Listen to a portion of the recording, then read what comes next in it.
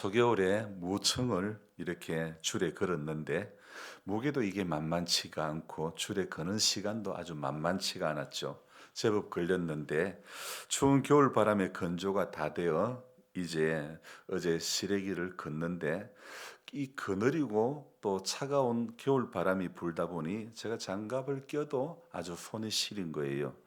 이제 전부 다 걷어보니 80kg 마대 자루에 세 포대 정도 나왔는데 줄에 걸기 전에 무게와 또 마르고 난 다음에 무게는 엄청난 차이가 있었죠.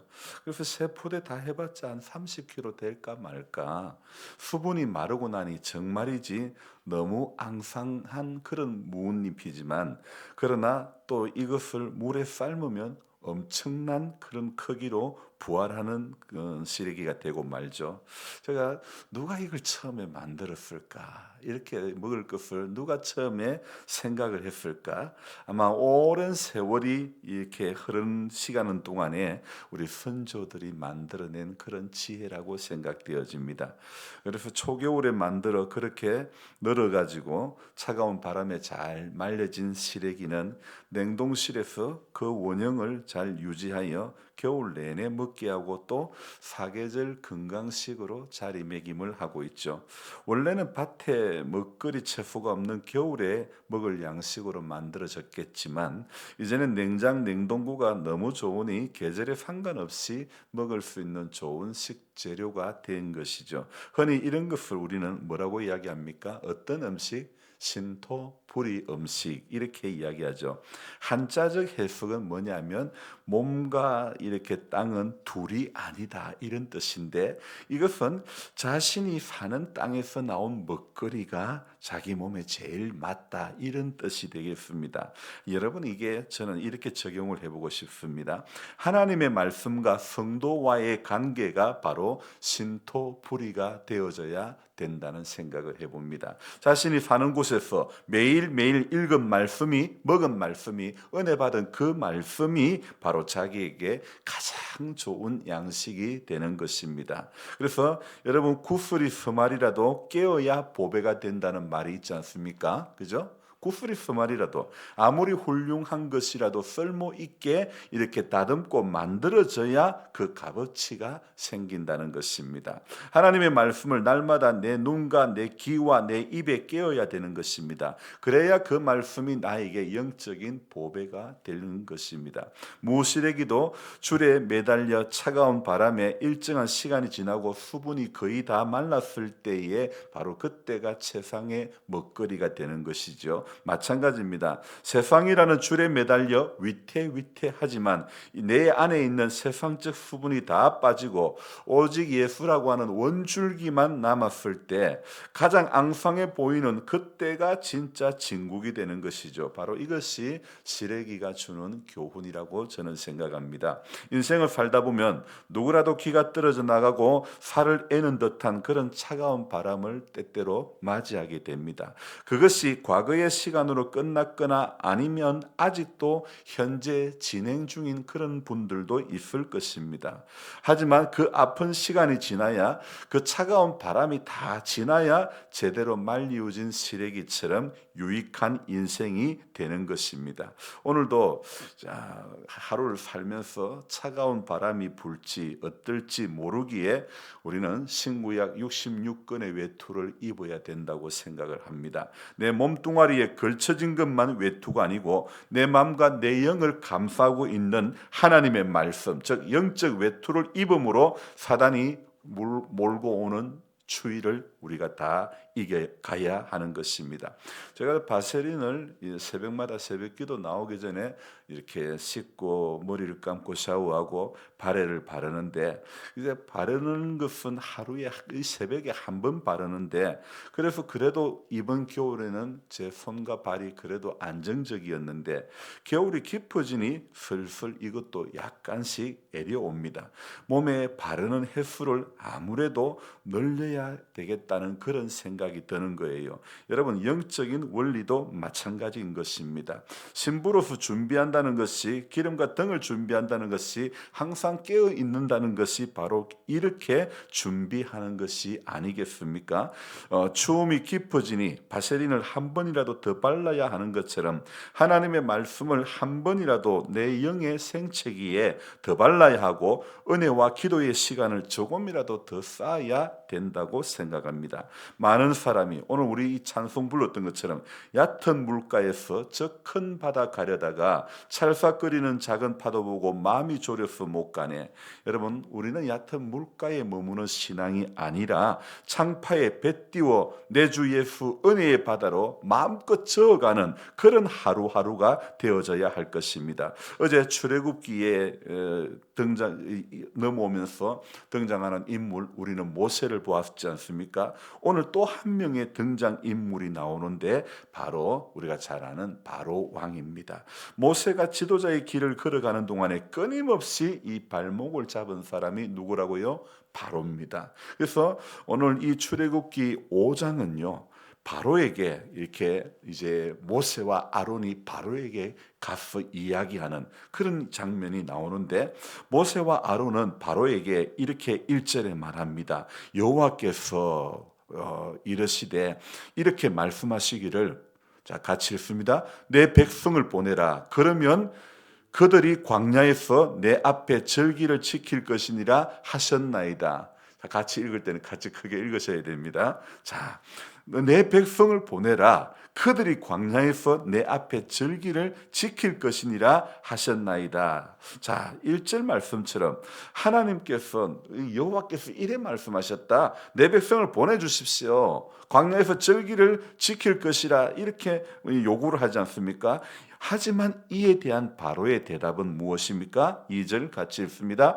바로가 이르되, 여호와가 누구이기에 내가 그의 목소리를 듣고 이스라엘을 보내겠느냐? 나는 여호와를 알지 못하니 이스라엘을 보내지 아니하리라. 자, 그러니까 바로의 대답은 무엇입니까? 나는 여호와를 알지 못하니 보낸다 안 보낸다? 보내지 않겠다. 단호하지요. 그죠? 모세의 요구는 무엇입니까? 내 백성을 보내라. 근데 바로의 반응은 여호와가 누구냐? 그러면서 이렇게 나는 보내지 않겠다. 그렇게 이야기하죠. 그러면서 또 4절에 보니까 바로의 걱정이 무엇입니까? 4절 말씀에 보니까 바로가 하는 걱정은 어찌하여 백성의 노역을 쉬게 하려느냐, 바로 이것이죠. 자, 5절에 보니까 이제 이 땅에 백성이 많아졌거늘 너희가 그들로 노역을 쉬게 하는도다. 그 결과 이제 바로와 이 아론이, 바로가 아니죠, 모세와 아론이 바로 앞에 나가서 이렇게 내 백성을 보내달라 이런 이야기를 하니까 그 결과가 어떻게 됐습니까? 이제 바로는 벽돌을 만들 재료를 주지 않고 그 벽돌을 생산하는 숫자는 똑같이 하라고 하는 그런 명령을 하게 됩니다. 자, 백성들은 애굽 온 땅에 흩어져 벽돌을 만들 그 재료를 찾아 헤매고, 기록원들은 보면서 제대로 안 되면 독촉하며 매를 드는 것이죠. 자, 이쯤 되니 백성들의 마음에는 원망이 생길까요? 안 생길까요? 대번에 원망하는 마음이 이렇게 드는 거 아닙니까? 그래서 이 원망이 누구에게 갑니까? 바로 모세에게 가고 아론 지도자에게 가는 것입니다. 너희들 때문에 더 힘들어졌다. 처음에는 모세를 원망했습니다. 나중에는 이 원망이 모세를 넘어 누구에게까지 갑니까? 하나님에게까지 흘러가는 것입니다. 하나님까지 원망하죠. 그러자 모세는 지금 현재 상황을 우리 22절에 봅니다.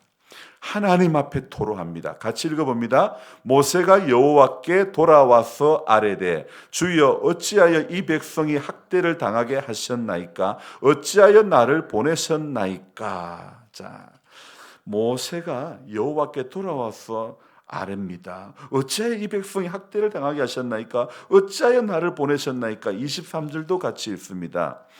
내가 바로에게 들어가서 주의 이름으로 말한 후로부터 그가 이 백성을 더 학대하여 주께서도 주의 백성을 구원하지 아니하시나이다. 자, 그러니까 우리는 22절, 23절의 모습을, 이 말씀을 보면 백성들의 지금 입이 툭 튀어나온 그런 모습을 볼 수 있지 않습니까? 하지만 우리는 이런 상황 속에서 생각해 봐야 할 것은, 여러분, 세상의 바로는 전부 다 이렇다는 겁니다. 다 완악한 것입니다. 보내주지도 않고 또 벽돌 재료도 만들 걸 주지도 않고 노역을 더욱 심하게 시키는 겁니다. 자, 그러니까 저는 오늘 이 출애굽기 5장을 읽으면서 또 새롭게 깨닫습니다. 바로는 똑같아. 세상의 바로는 전부 똑같은 부분이 있다는 것입니다. 뭡니까? 끈질깁니다. 여호와가 누구냐? 내가 그의 목소리를 듣고 이스라엘을 보내겠느냐? 나는 이스라엘을 알지 못하니 나는 안 보내겠다. 그렇게 이야기를 하지 않습니까? 바로 이것이 바로의 지배적인 생각이고 세상 사람들의 지배적인 생각이라고 말씀드릴 수 있습니다. 그래서 저는 오늘 이 5장을 이 새벽에 읽으면서 하나님을 모르는 불신자들의 생각은 다 똑같구나. 나 하나님 모른다. 난 너희들 못 보낸다. 그래서 이 바로는 자기의 유익을 위해서 이스라엘 사람들을 보낼 수가 없다는 것입니다. 그래서 이 바로의 이야기는 결국 야들을 내가 보낼 수가 없다. 이 이야기로 계속 이어지는 겁니다. 그래서 7장부터 시작되는 10가지 재앙도 마찬가지입니다. 또 그 재앙 이후에도 바로의 생각은 계속해서 모세는 보내달라 하지만 바로는 보낸다 하지만 안 보내는 겁니다. 그래서 보내달라, 보내주겠다, 안 보내주고, 보내달라, 보내주겠다, 안 보내주고, 이것이 계속 반복되는 이야기. 그러면서 성경이 참 아이러니한 구절이 있더라고요. 거기에 이렇게 이야기합니다.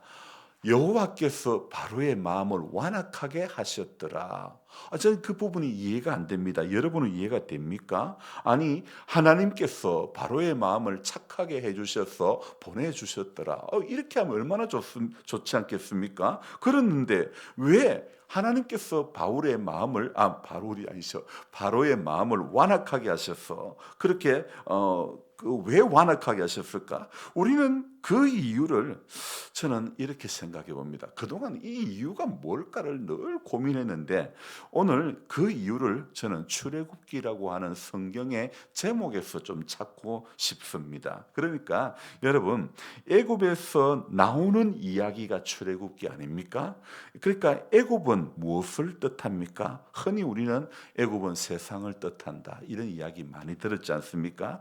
오늘 우리는 세상을 넘어 진짜 애굽이 뭘까를 생각해 보아야 됩니다. 애굽은 한마디로 다양한 신을 믿는 나라지요. 신들에 대한 축제도 많고 제사도 굉장히 많은 나라입니다. 그러면서도 여호와, 이 하나님, 살아계신 하나님 여호와가 누구냐, 하나님이 누군지는 모르는 그런 나라입니다. 애굽은 우리를 묶어놓고 있는 사단의 세력을 말하는 것입니다. 그런 나라의 왕 바로가 순순히 내어줄 리가 있겠습니까? 이것은요, 여러분, 공중 권세 잡은 자가 순순히 이스라엘을 내어줄 수가 없습니다. 오늘이 토요일입니다. 내일 주일 예배를 드려야 되는데 우리 또 다시 교회에서 예배 드리겠다는 박복희 씨가 하나님 앞에 나오고자 하지만은 사단이 그 공중 권세 잡은 자가 잘 내어줍니까? 안 내어줍니다. 그러니까 끊임없이 기도하고 돌아보고 하나님 앞에 나아가는 것밖에 없습니다. 공중 권세 잡은 자가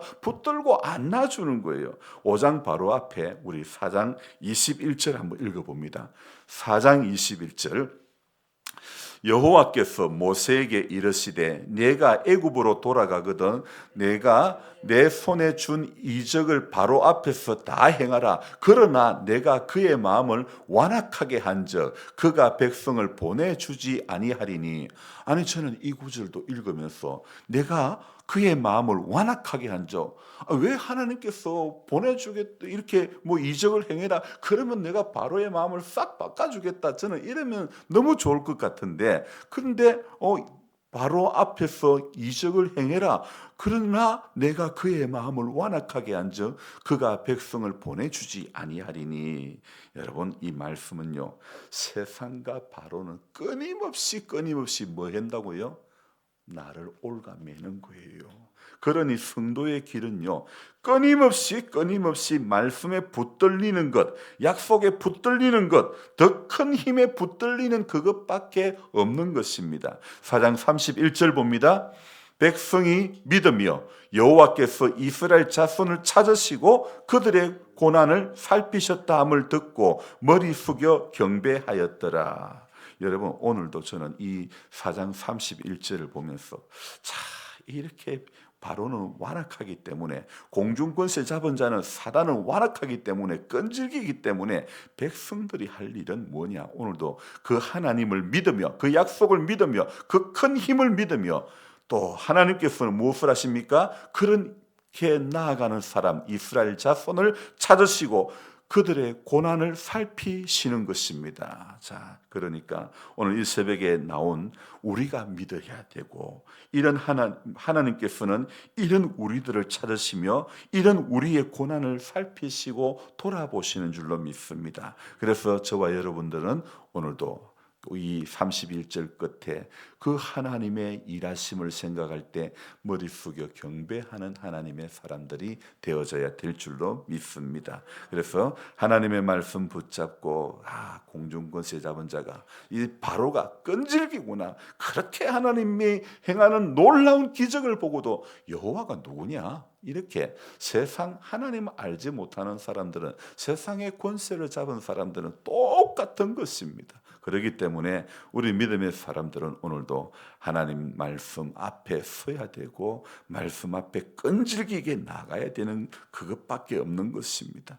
바로가, 세상의 바로가 오늘도 우리를 올가매기 때문에 끊임없이 올가매고 잡아당기고 끌어가는 겁니다. 자기 나라로 끌고 갑니다. 세상 나라로 끌고 갑니다. 그러니까 저와 여러분들이 거기에 붙들려가는 성도가 되면 안 되는 것입니다.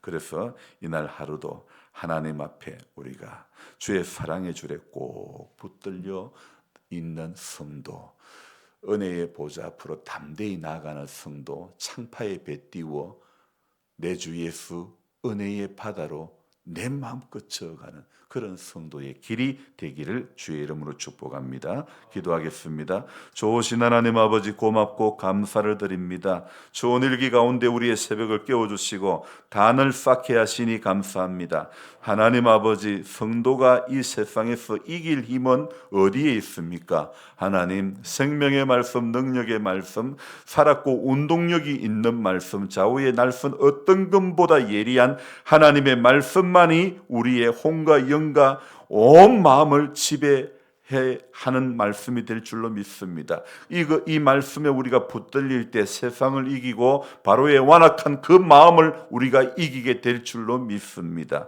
그래서 오늘 하루도 하나님 주의를 준비하면서 사모하는 마음이 우리 안에 가득하게 하시고, 하나님 아버지, 사단이 유혹하는 것, 사단이 미혹하는 것, 사단이 속삭이는 그 음성에 하나님, 우리 감정이 흔들리고 우리 생각이 흔들리고 우리 믿음이 흔들리는 그런 어리석은 인생이 될 것이 아니라, 하나님 한 절의 말씀이라도 우리가 암송하고 있고 붙잡고 있고 그 말씀을 쫓아갈 때 그 말씀은 분명히 우리 안에 역사할 줄로 믿습니다. 그래서 말씀이 오늘도 주는 평안을 하나님 우리가 얻기를 원합니다. 말씀이 주는 능력을 경험하기를 원합니다. 말씀이 주는 새 힘을 얻기를 원합니다. 그래서 하나님 아버지, 혼란스러운 전국 가운데 있다고 할지라도 살았고 운동력이 있는 하나님의 말씀이 이 나라 이 민족 가운데 역사하시고, 특별히 하나님 우리 위정자들 가운데 역사하셔서